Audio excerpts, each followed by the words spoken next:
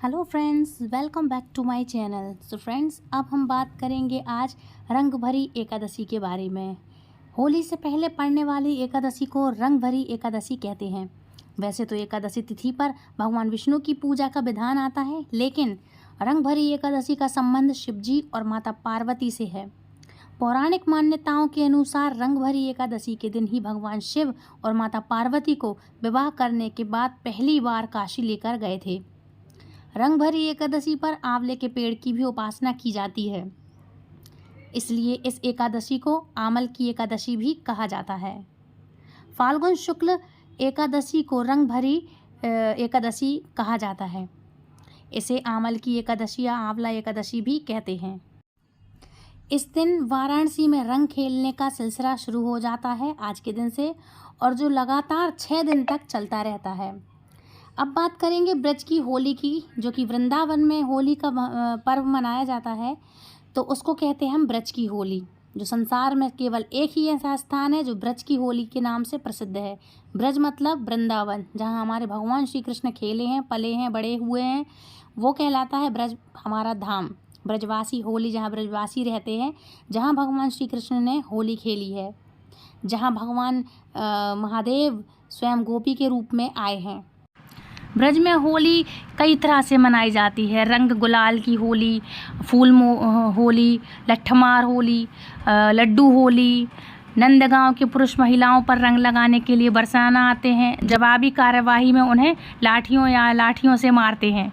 बेशक खेल खेल में बरसाना की प्रसिद्धि लट्ठमार होली के नाम से प्रसिद्ध है, ये सभी लोग जानते हैं, वहाँ जाना जाता है। सो आप भी ज़रूर जाएं और इन्जॉय करें।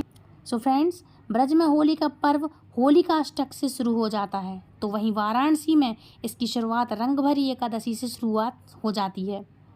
इस बार फाल्गुन माह के शुक्ल पक्ष की आमल की एकादशी तिथि की शुरुआत 20 मार्च को रात 12:21 से होगी और 21 मार्च को रात 2:22 पर इसका समापन हो जाएगा। उदया तिथि के अनुसार आमल की एकादशी का व्रत 20 मार्च बुधवार को रखा जाएगा, इसलिए आप 20 मार्च के दिन ये व्रत रखें। रंग भरी एकादशी और आंवले का क्या संबंध है? सो फ्रेंड्स, रंग भरी एकादशी पर आंवले के वृक्ष की पूजा की जाती है।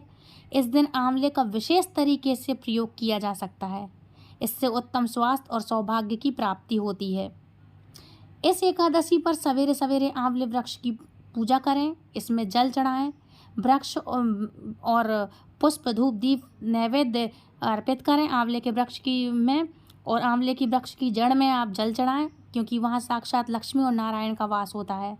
वृक्ष के निकट एक घी का दीपक जलाएं, वृक्ष की 27 या 9 परिक्रमा करें, फिर सौभाग्य और अच्छे स्वास्थ्य का और अच्छे सौभाग्यवती होने का, आप आर्थिक समस्याओं का और हर चीज़ से निजात पाने का आप प्रार्थना करें और आशीर्वाद पाएं।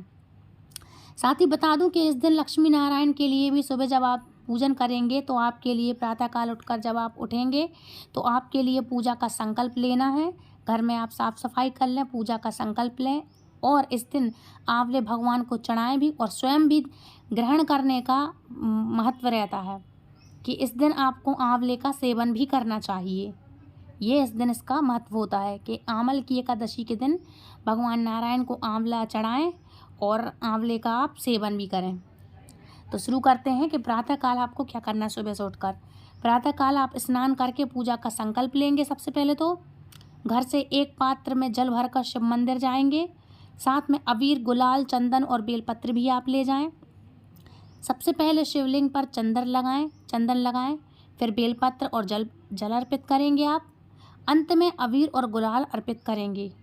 फिर ईश्वर से आर्थिक समस्याओं को समाप्त करने की आप प्रार्थना करेंगे तथा उनसे अपने अच्छे सौभाग्य की आप आशीर्वाद मांगेंगे कि आपकी सुख समृद्धि बढ़े आपके घर में, और आप ऐसी उनसे प्रार्थना करेंगे। अब बात करेंगे विवाह संबंधी परेशानियों की। सो फ्रेंड्स, विवाह संबंधी बाधाओं से बचने के लिए रंग भरी एकादशी के दिन उपवास रखें। सूर्यास्त के बाद शिव मंदिर और माता पार्वती की संयुक्त पूजा करें। संयुक्त मतलब साथ में। पूजा के बाद उनको गुलाबी रंग का अबीर अर्पित करें। सुखद वैवाहिक जीवन की प्रार्थना करें। इससे आपके विवाह संबंधी सारी परेशानियां दूर हो जाएंगी। स्वास्थ्य संबंधी बाधाओं से मुक्ति पाने के लिए आप क्या करें? सो फ्रेंड्स, रंगभरी एकादशी के दिन मध्य रात्रि में शिव जी की पूजा करें और शिव को जल अर्पित करके बेलपत्र समर्पित करें।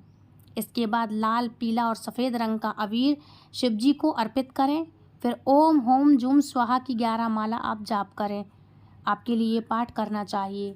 साथ ही इस दिन एकादशी है, तो एकादशी का महत्व जब बढ़ जाता है जब आप भगवान श्री नारायण की भी आराधना करेंगे और उनका जाप करेंगे। ओम नमो भगवते वासुदेवाय नमः के नाम से आप ये जाप करें। और यदि आपका कोई मूल मंत्र है जो दीक्षा से संबंधित है कि आपके दीक्षा लेके ये मंत्र मिला है, तो आप ये मंत्र आप कर सकते हैं। संकल्प करेंगे। संकल्प के दौरान आप जब भी पूजा करेंगे तो उससे पहले आपको मतलब बेलपत्र आपको तोड़ के रख लेना है। 11 के दिन हम बेलपत्र नहीं तोड़ते हैं। इतना आप करेंगे। एकादशी के दिन आपके लिए भगवान श्री हरि विष्णु का सुबह उठकर पंचामृत से उनका अभिषेक करना चाहिए। माता लक्ष्मी की आपको पूजा करनी चाहिए। इतना आप ज़रूर से कर लीजिए। और ओम नमो भगवते वासुदेवाय या जो भी आपके पास मंत्र है, ओम लक्ष्मी नारायण आए, इस सब मंत्र की आप माला करेंगे। या तो आप वैजंती की माला से पाठ करेंगे, 21 की 11 माला कर सकते हैं। और या फिर आप पे जितनी भी माला हो सकें आप उतनी कर सकते हैं, विदाउट गिनती के कितनी भी आप कर सकते हैं। और सारा दिन ओम नमो लक्ष्मी नारायणाय या ओम नमो भगवते वासुदेवाय या राधे कृष्ण या हरे कृष्ण महामंत्र का जो भी आपका हो मन में आप जाप कर सकते हैं पूरे दिन। किसी की निंदा या चुगली ना करें। मन में आप यही संकल्प कर लिया है अगर, तो आप मन में दिन भर श्री हरि विष्णु का नाम लेते रहें। इससे हमारी बुद्धि शुद्ध होती है और हमारे जो भी मंत्र जाप की शक्ति होती है उस दुगना होती है और हमें व्रत का फल अवश्य मिलता है। फ्रेंड्स, रंगभरी एकादशी के दिन भगवान शिव और माता पार्वती की पूजा अर्चना करने से और उन्हें गुलाल आदि लगाने से सौभाग्य में वृद्धि होती है और पति का स्वास्थ्य अच्छा बना रहता है और वैवाहिक जीवन के सभी कष्ट दूर हो जाते हैं। इसलिए हमें रंगभरी एकादशी के दिन आप व्रत करें या ना करें, लेकिन आप महादेव की पूजा करें, शिव पार्वती की पूजा करें महादेव के मंदिर में जाकर, शंकर जी के मंदिर में जाकर। और यदि आप व्रत ना कर सकें, कोई वृद्ध बुजुर्ग है या नहीं करते हैं व्रत जो, तो इनकी कथा आप ज़रूर सुनिएगा और महादेव के मंदिर जाएं। साथ ही राधा कृष्ण का जो मंदिर हो, लक्ष्मी नारायण का मंदिर हो, आप वहां ज़रूर जाएं और पूजा अर्चना वंदना आप कर सकते हैं। जो व्रत नहीं रख सकते मैं उनके लिए सजेस्ट करूंगी, लेकिन जो व्रत रख सकते हैं उन्हें 11 का व्रत अवश्य रखना चाहिए, क्योंकि ये भगवान श्री नारायण के लिए बहुत ही प्रिय होता है 11 का व्रत रखना। भगवान श्री कृष्ण के लिए एकादशी बहुत प्रिय है, तो यही शास्त्रों में है और माना जाता है, इसलिए आप व्रत अवश्य रखें। एकादशी प्रारंभ होगी 19 मार्च 2024 को दोपहर 12:22 पर। एकादशी तिथि समाप्त होगी 20 मार्च 2024 को दोपहर 2 बजे तक। अब जान लेते हैं इसकी पूजा विधि। सो फ्रेंड्स, रंगभरी एकादशी पर भगवान विष्णु और माँ लक्ष्मी जी के साथ माता पार्वती और भगवान शिव की पूजा की जाती है। इस दिन सुबह सवेरे स्नान कर साफ कपड़े पहनकर आप स्वयं साफ सुथरे कपड़े पहनेंगे। इसके बाद आप साफ कपड़ा बिछाकर माँ पार्वती और माँ लक्ष्मी को सुहागन की चीज़ें अर्पित करेंगे और ये करना भी चाहिए और फूल अर्पित करने चाहिए। इसके बाद भगवान शिव और भगवान विष्णु को तिलक लगाकर मिठाई और फल अर्पित करें। इसके बाद उनकी आरती उतार कर पूजा संपन्न करें। फ्रेंड्स, ये थी कुछ जानकारी। अब हम बात करते हैं इसके कथा के बारे में। तो प्राचीन काल में चित्रसेन नामक राजा राज्य करता था। उसके राज्य में एकादशी व्रत का बहुत महत्व माना जाता था और सभी प्रजाजन एकादशी का व्रत बड़ी श्रद्धा से किया करते थे। वहीं राजा की आमल की एकादशी के प्रति बहुत श्रद्धा थी। एक दिन राजा शिकार करते हुए जंगल में बहुत दूर निकल गया। तभी कुछ जंगली और पहाड़ी डाकुओं ने राजा को घेर लिया। इसके बाद डाकुओं ने शस्त्रों से राजा पर हमला कर दिया, मगर देव कृपा से राजा पर जो भी शस्त्र चलाए जाते वो पुष्प में बदल जाते। डाकुओं की संख्या अधिक होने से राजा संज्ञाहीन होकर धरती पर गिर गए। तभी राजा के शरीर से एक दिव्य शक्ति प्रकट हुई और समस्त राक्षसों को मारकर अदृश्य हो गई। जब राजा की चेतना लौटी तो उसने सभी राक्षसों को मरा हुआ पाया। यह देखकर राजा को आश्चर्य हुआ कि इन डाकुओं को किसने मारा। तभी आकाशवाणी हुई, हे राजन, यह सब राक्षस तुम्हारे अमल की एकादशी का व्रत करने के प्रभाव से मारे गए हैं। तुम्हारी देह से उत्पन्न अमल की एकादशी की वैष्णवी शक्ति ने इनका संहार किया है। इन्हें मारकर वह पुनः तुम्हारे शरीर में प्रवेश कर गई है। यह सुनकर राजा प्रसन्न हुआ और वापस लौटकर राज्य में सबको एकादशी का महत्व बतलाया। तो ये थी महत्व कथा, छोटी सी कथा थी, लेकिन इसका कितना बड़ा प्रभाव है कि एकादशी महारानी हमारी रक्षा करती हैं। तो आप सभी के लिए भी ये व्रत करना चाहिए। तो ये थी दोस्तों छोटी सी कथा। आई होप आपके लिए पसंद आई होगी।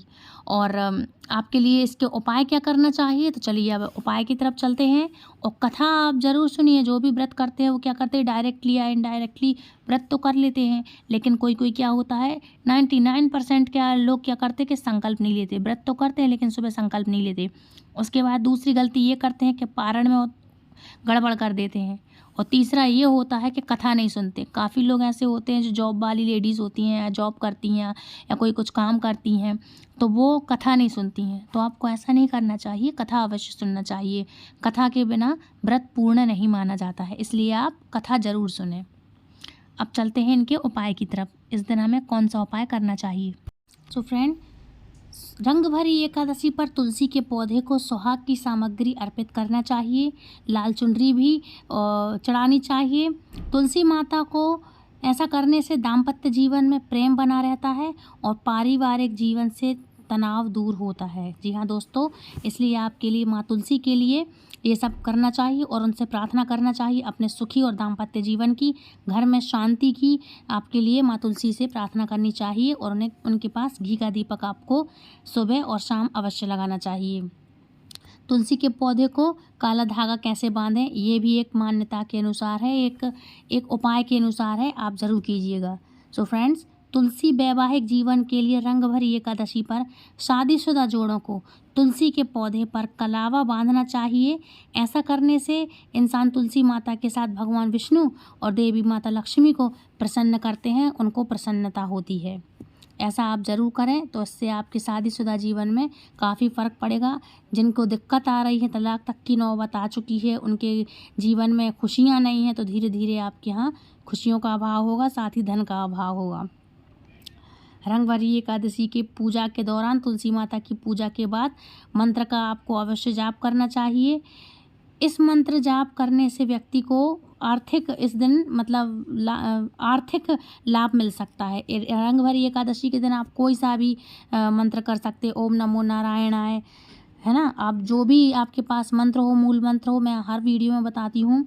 आपके लिए मंत्र करना चाहिए कि ओम नमो भगवते वासुदेवाय, या महामंत्र है हरे कृष्ण कृष्ण कृष्ण हरे हरे, हरे राम राम राम हरे हरे।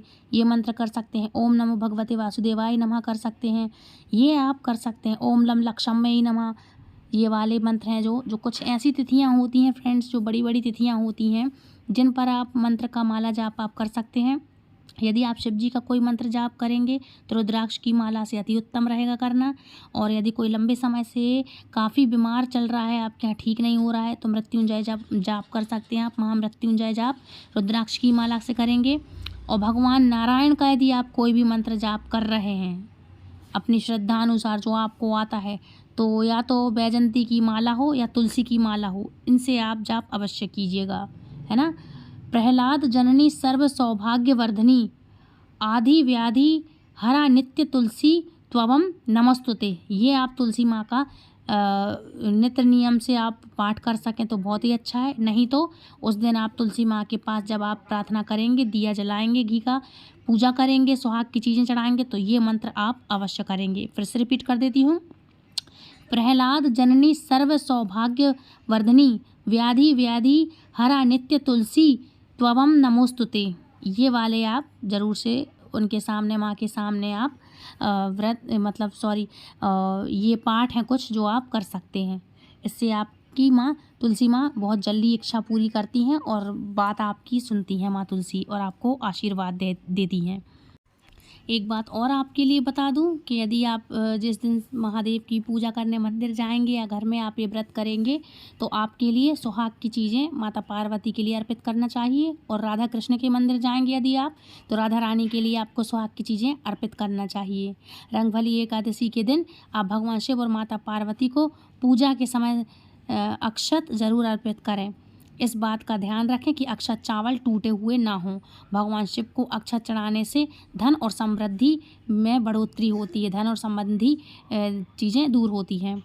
अब बात करेंगे नेक्स्ट उपाय के बारे में। जिन लोगों का विवाह होने में समस्या आ रही है वे लोग क्या करें? सो भाई साहब, वो लोग बेरंगभरी एकादशी के दिन व्रत रखकर माता पार्वती और शिव जी की पूजा करें। शिव भोलेनाथ को 108 बेलपत्र अर्पित करें और पीले फूल अर्पित करें। शिव शक्ति का गठबंधन कराएं, जिसके बाद शिव शक्ति से शीघ्र विवाह के लिए प्रार्थना करें और उनकी मनोकामना पूर्ण होगी। स्पेशली लड़कियां ज़रूर करें जिनको लव मैरिज करने का कुछ हो, कि जिसने देख रखा हो लड़का या उनकी मैरिज में दिक्कतें आ रही हों, या किसी को अपने मन चाहे वर से शादी करनी हो, तो वो लोग लड़कियां स्पेशली गर्ल्स ये उपाय ज़रूर कर सकती हैं। सो फ्रेंड्स, ये थी आज की जानकारी। आई होप आपको पसंद आई होगी। यदि पसंद आई तो प्लीज़ लाइक शेयर कमेंट करें, चैनल सब्सक्राइब करें, वीडियो को दूसरों तक शेयर जरूर करें ताकि कौन से उपाय किसके काम आ जाए हम नहीं जानते। मिलती है ऐसी इंटरेस्टिंग जानकारी के साथ नेक्स्ट वीडियो में दोस्तों। राधे राधे, हरे कृष्णा।